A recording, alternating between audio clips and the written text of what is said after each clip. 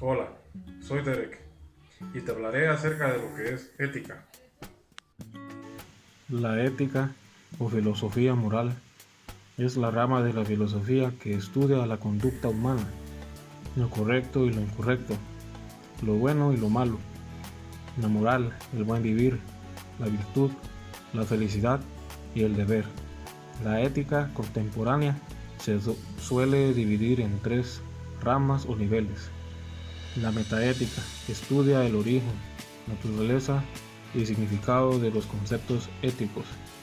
La ética normativa busca normas o estándares para regular la conducta humana y la ética aplicada examina controversias éticas especificadas.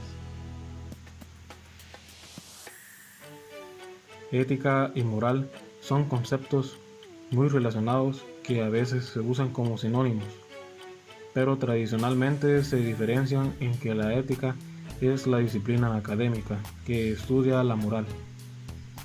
La ética no inventa los problemas morales, sino que reflexiona sobre ellos. Las acciones relevantes para la ética son las acciones morales, que son aquellas realizadas de manera libre, ya sean privadas, interpersonales o políticas. La ética no se limita a observar y describir esas acciones, sino que busca determinar si son buenas o malas, emitir juicio sobre ellas y así ayudar a encauzar la conducta humana. Dilema ético.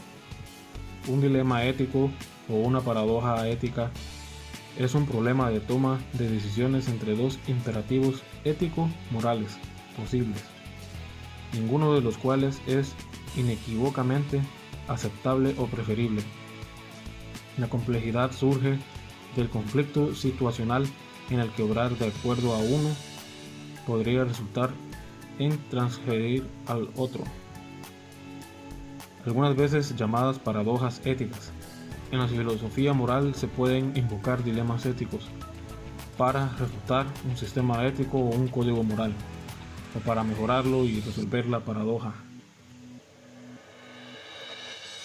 El principio del libre albedrío tiene implicaciones religiosas, éticas, psicológicas, jurídicas y científicas. Por ejemplo, la ética puede suponer que los individuos son responsables de sus propias acciones. En la psicología implica que la mente controla algunas de las acciones del cuerpo, las cuales son conscientes. La existencia del libre albedrío ha sido un tema central a lo largo de la historia de la filosofía y de la ciencia. Se diferencia de la libertad o el sentido que conlleva la potencialidad de obrar o no obrar. Virtud. Una virtud es una disposición de la persona para obrar de acuerdo con determinados proyectos ideales como el bien, la verdad, la justicia y la belleza. La virtud se opone al vicio y tiene una gran importancia para la vida ética.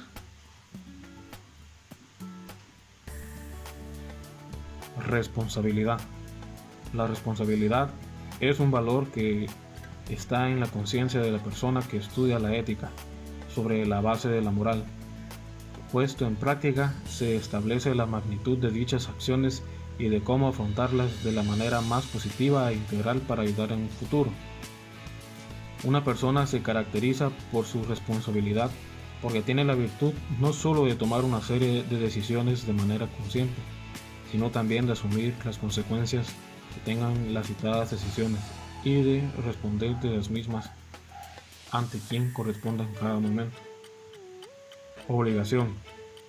La obligación moral es la presión que ejerce la razón sobre la voluntad en frente de un valor. Por ello, está lejos de ser una presión originada en la autoridad o en la sociedad, o en el inconsciente, o en el miedo al castigo. La obligación moral no es la obligación que se siente en la presión externa, ni mucho menos ese tipo de acción psíquica originada por el inconsciente.